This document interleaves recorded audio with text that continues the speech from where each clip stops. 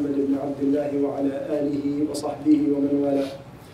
رب اشرح لي صدري ويسر لي أمري واحلل عقدة من لساني يفقهوا قولي اللهم آمين. أما بعد. In the last two sessions we talked about two different types of people that are mentioned in Surah Al-Baqarah. And the history of mankind did not know any third type until the Prophet ﷺ and his companions won the battle of Ghazwat Badr, the first battle in Islam. We'll recap inshallah for 5 minutes on what we discussed the last two sessions, and then inshallah we'll continue with these few ayat from ayah number 8 through 16 of Surah Al-Baqarah. Allah subhanahu wa ta'ala speaks about the book after saying Alif Lam Mim ذَلِكَ الْكِتَابُ لَا رَيْبَ فِيهِ هُدًى لِلْمُتَّقِينَ. And we mentioned that al-muttaqeen are those who follow the commandments of Allah subhanahu wa ta'ala, be it doing that which is obligatory or staying away from that which is prohibited. And we mentioned that al-iman qawlun wa amal. The place of the iman is the heart. It's uttered by the tongue and it's affirmed by the actions. Once again, al-iman is in the heart. It's uttered by the tongue, declared and proclaimed by the tongue, and it's affirmed by the actions. And then Allah subhanahu wa ta'ala tells us about the second group after the believers, which is the group of the disbelievers. That it doesn't matter what you do, O Prophet of Allah, whether you give them warning or you don't, whether you give them guidance or you don't, they are not going to believe. It is not that because they were not exposed to the guidance, and as we know that guidance is in two different parts. The guidance of the Quran and the Sunnah, meaning that the knowledge that Allah subhanahu wa ta'ala descended upon His Prophet ﷺ, be it by way of the Quran or by way of the Sunnah of the Prophet ﷺ. Be it the Iman and all of its pillars, or be it Islam and all of its pillars. The second type of guidance is the guidance where Allah subhanahu wa ta'ala grants one the success to accept the Quran. They open their heart to the Quran, they open their mind to the understanding of the Sunnah, and grant them the success to apply it. The third group came shortly after the Prophet ﷺ reached Medina. There was a man by name Abdul ibn Ubay ibn Salul. It's helpful to know why this group emerged and what is the cause for that, to have a better understanding what does it mean to refer to the munafiqeen as munafiqeen. We refer to them as munafiqeen or as mushrikeen or any other name, but know the certainty of knowledge that people are only two different parts. With the coming of the Prophet ﷺ, with the coming of the message of Islam, people are divided into two different groups: believers and unbelievers. This is not to say that all of the disbelievers or the unbelievers are going to end up in the hellfire, because there are certain conditions that must exist, and this is not the topic of this session. So in this third group, there was a man by the name of Abdullah ibn Ubay ibn Salul. There was constant battles between Al-Aws and Al-Khazraj. The Aws and the Khazraj are the two tribes that occupied the Medina prior to the coming of the Prophet Muhammad ﷺ and his companions. And they are at constant war. So they come to some level of agreement where they can appoint this man, Abdullah ibn Ubay ibn Salul, as a leader to resolve any conflicts between the two tribes in an effort to end the bloodshed between them. So they began to prepare his clothes and his chains and necklaces and so on and so forth, in order to appoint him over them as a leader and as a judge and a disposal of their affairs. That idea did not come to materialize. Why? Because the Prophet ﷺ and his companions has reached the Medina, has taught the Ansar and the Muhajirin, the Ansar and the Muhajirin about Islam, has taught the Aws and the Khazraj of the message of Islam, so they start shifting towards the Prophet ﷺ and his followers. What did that do to Abdullah ibn Ubay ibn Salul? First, he declared his disbelief in the Prophet ﷺ, until the Prophet ﷺ won the battle of Badr. Then he began to conceal much hatred towards the Prophet ﷺ and his followers, because in his perception, he's been deprived from leadership because of Islam and the Muslims. By definition, hypocrisy means إظهار الشر وإظهار الخير. It's good to know this. And I mention this because there's some words of caution also. Some words of caution also that we need to be careful about. Idmar al-shar means that one would conceal harm and the intent to cause harm to others inside their hearts. And then on the surface, they'll show that you are a friend of theirs. They'll show that they want good for you, that they want good for Islam and the Muslims. And this is a very dangerous phenomenon because it's very difficult to deal with. Because the hypocrites have attacked Islam and the Muslims from within. The disbelievers and the mushriks have attacked Islam and the Muslims from the outside. So the Prophet ﷺ and his followers would prepare for battles, would prepare to defend themselves, would prepare to defend Islam and the Muslims, so on and so forth. But when you are being attacked from within, it is very difficult to defend against that and to prepare against that. And that's why Allah subhanahu wa ta'ala promised them the lowest darakat in the hellfire. As he said, al-munafiquna fi ad-darki al-asfali min an-nar. Because of the amount of damage and harm that they can cause to Islam and the Muslims. So therefore, hypocrisy is hiding that which is evil and showing that which is good on the surface. And it's divided into two different parts. Okay? Al-nifaq al-i'tiqadi is that one has a shubha or a shahwa. A shubha means that there is a defect in their aqidah. Their perception of Allah subhanahu wa ta'ala is not consistent with the Quran and the Sunnah. Their statements about Allah subhanahu wa ta'ala are not consistent in the Quran and the Sunnah. Their iman of the pillars of faith is not consistent with the Quran and the Sunnah, and ultimately that will cause them to deviate. That's one cause of this type of deviation when it comes to the aqidah. The second reason is shahwa. Someone is not willing to let go of alcohol, not willing to let go of drugs, not willing to let go of fornication, so on and so forth. So therefore they will continue on that path, deviating from the straight path into a state of hypocrisy until it catches up with them, بِسُوءِ الْخَاتِمَةِ, with a bad ending, وَالْعِيَاذُ بِاللَّهِ. So this type of nifaq, of hypocrisy, will inevitably cause one to exit the state of Islam into a state of apostasy. The second type is a nifaq al-amali. And I say this and I explain this because oftentimes shaitan or our nafs wants us to hasten toward judging others. So I say this so that we can understand, so we do not hasten toward judging others. Al-nifaq al-amali, which is the actionable type of nifaq, this was mentioned in the hadith of the Prophet ﷺ. He says, ayatul munafiqi thalath, that the character or the traits of the hypocrites are three. إِذَا حَدَّثَ كَذَبَ, when they speak, they lie. And the Prophet ﷺ warns us about that by saying, إِنَّ الْكَذِبَ يَهْدِي إِلَى الْفُجُورِ وَإِنَّ الْفُجُورَ يَهْدِي إِلَى النَّارِ. That if one gets used to lying all the time, they're going to become corrupt eventually, and they're going to end up in the hellfire, وَالْعِيَاذُ بِاللَّهِ. So ayatul munafiqi thalath, إِذَا حَدَّثَ كَذَبَ, if they speak, they lie. وَإِذَا وَعَدَ أَخْلَفَ, they're always giving you false promises, one after the other, intentionally. وَإِذَا اؤْتُمِنَ خَانَ, and if they're entrusted with something, they usually betray that trust. It is a character of theirs. And in one narration, it was added, وَإِذَا خَاصَمَ فَجَرُ. Again, I share this with you so we can apply it to ourselves, so we can rid ourselves of any hypocrisy or any qualities or traits of such hypocrisy, at any level whatsoever. وَإِذَا خَاصَمَ فَجَرُ, meaning that if they have a dispute with someone, they will go beyond the spectrum or the span or the circle of dispute. And that could cause them also to exit a state of truthfulness into a state of lying and fabrication and so on and so forth. In other words, they are at all, they launch an all-out war against the one that they have a dispute with. That is not the character of the believer. The character of the believer is to be forgiven, to forgive and move on, to reconcile differences, to come to terms, to compromise, so on and so forth. So Allah subhanahu wa ta'ala tells us about those in the Quran as we begin. وَمِنَ النَّاسِ مَنْ يَقُولُ آمَنَّا بِاللَّهِ وَبِالْيَوْمِ الْآخِرِ وَمَا هُمْ بِمُؤْمِنِينَ. So this is the third category that is born into the Medina. And some of the people will say that we believe in Allah subhanahu wa ta'ala and all that He has revealed and in Judgment Day, but Allah subhanahu wa ta'ala says, وَمَا هُمْ بِمُؤْمِنِينَ. Why?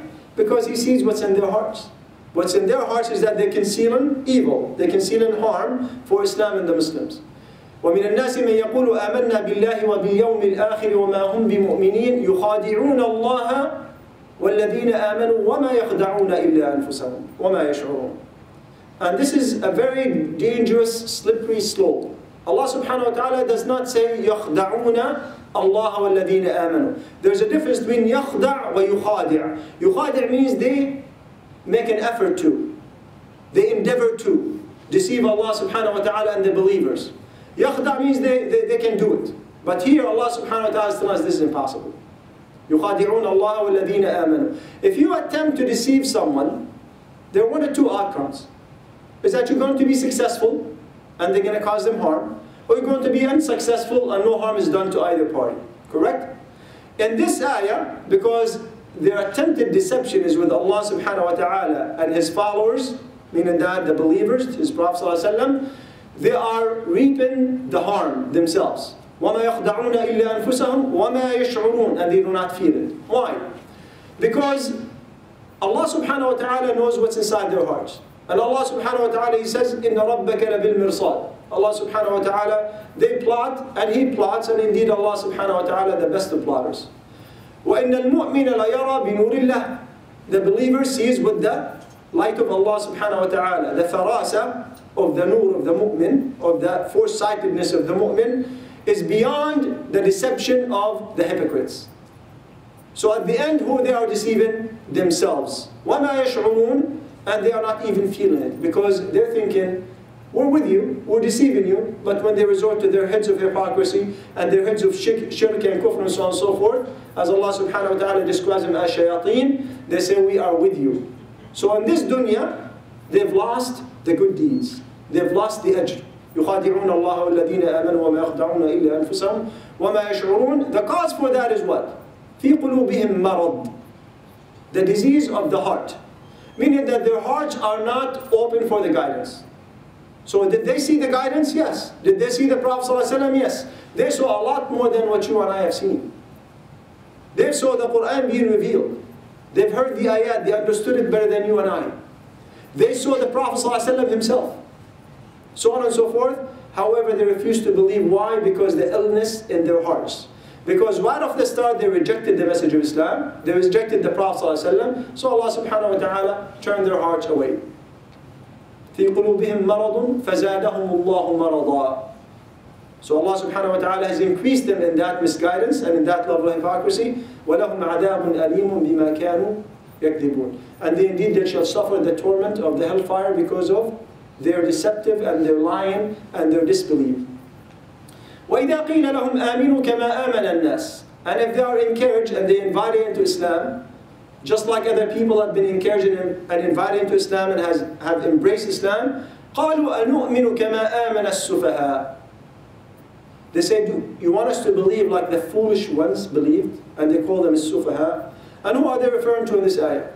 They're referring to Abu Bakr and Umar and Uthman and Ali and all of the Sahaba of the Prophet ﷺ. So these are like the best of mankind, the best of understanding of Islam, the best of taqwa, the best of righteousness, the best of zuhd, the best of sidq, so on and so forth. But yet these hypocrites are calling them sufaha. أَلَا إِنَّهُمْ هُمُ السُّفَهَاءُ وَلَكِنْ لَا يَعْلَمُونَ. They are indeed the sufaha. What is the meaning of a safi? The meaning of a safi is one who is unable to do the right thing for themselves, so they end up harming themselves instead of bringing benefit. We all are keen about bringing benefit to ourselves, be it spiritual, be it guidance, be it material, be it whatever it might be. We are keen and concerned about benefiting ourselves because we all love ourselves, right? We all love ourselves. But here Allah subhanahu wa ta'ala is saying that they are the sufaha. Because what? Because they are deceiving themselves in this dunya. And they are increasing themselves in sinful behavior. And they are increasing themselves in sayyat, and in the hereafter they're going to suffer the consequences. أَلَا إِنَّهُمُ السُّفَهَاءُ وَلَكِنْ لَا يَعْلَمُونَ وَإِذَا لَقُوا الَّذِينَ آمَنُوا قَالُوا آمَنَّا وَإِذَا خَلَوْا إِلَى شَيَاطِينِهِمْ قَالُوا إِنَّا مَعَكُمْ. When they see the believers, they believe, just like you. We pray with you, we fast with you, we do everything. But when they return to their heads of Satanism and their Satans, they say, we are with you. إِنَّمَا نَحْنُ مُسْتَهْزِئُونَ. we are just making mockery of them. We're just making fun of them. We're just emulating them just to have fun. But here, the consequences of this is in this dunya, Allah subhanahu wa ta'ala says what? That He's going to increase them in sinful behavior. He's going to seal their hearts. He's going to turn them away from the guidance. And He's going to increase them in a state of dunk, a state of raiba. Imagine somebody living in a state where they constantly have doubts about everything. There's no serenity, there's no peace, there's no spirituality, nothing. And on Judgment Day, Allah subhanahu wa ta'ala is going to make mockery of them when? When every group follows its imam. And the disbelievers end up in the hellfire, and the mushriks end up in the hellfire, and so on and so forth. They all follow their imams. Who's left? The believers and the hypocrites. And Allah subhanahu wa ta'ala will give them light. Allah subhanahu wa ta'ala will give the believers light, and He will give the munafiqeen light. And then, when their hopes are raised, and this is the worst of punishment, is when somebody's hopes are being raised, and then you take all that hope away from them. So Allah subhanahu wa ta'ala records that for us, that scene is recorded for us in Surah Al-Hadid. يوم ترى المؤمنين والمؤمنات يسعى نورهم بين أيديهم وبأيمانهم بشراكم. When you see the believing men and women following a path to paradise, and everything is darkness, but Allah subhanahu wa ta'ala grants them light to be able to see where they're going. And in their right hands is their bushra, their books. And then the hypocrites follow. And then what happens? Then the hypocrites will find themselves with no light at all. So they will start yelling, انظرونا نقتبس من نوركم. Wait for us so we can capture some of your light, so we can go where you're going. And then Allah subhanahu wa ta'ala says, فَضُرِبَ بَيْنَهُمْ بِسُورٍ لَهُ بَابٍ بَاطِنُهُ فِيهِ الرَّحْمَةِ وَظَاهِرُهُ مِنْ قِبَلِهِ الْعَذَابِ. Then a fence is struck between them.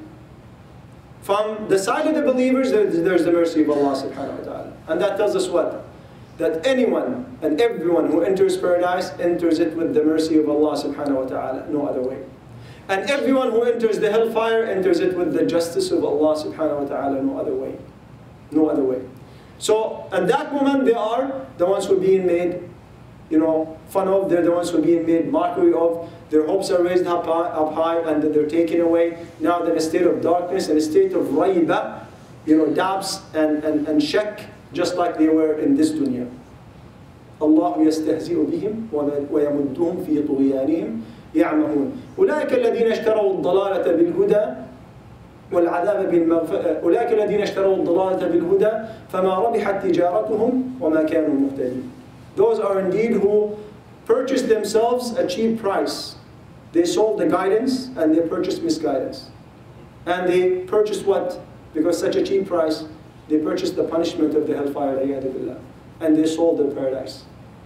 So Allah subhanahu wa ta'ala has ruled according to His infinite justice, and Allah subhanahu wa ta'ala is the all just, and none enters the hellfire except that they give testimony against themselves that this hellfire is more worthy of them than anything else.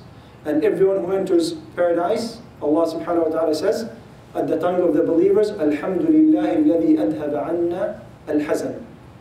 Alhamd, all the praise be to Allah subhanahu wa ta'ala. Alladhi adhaba anna al-hazan.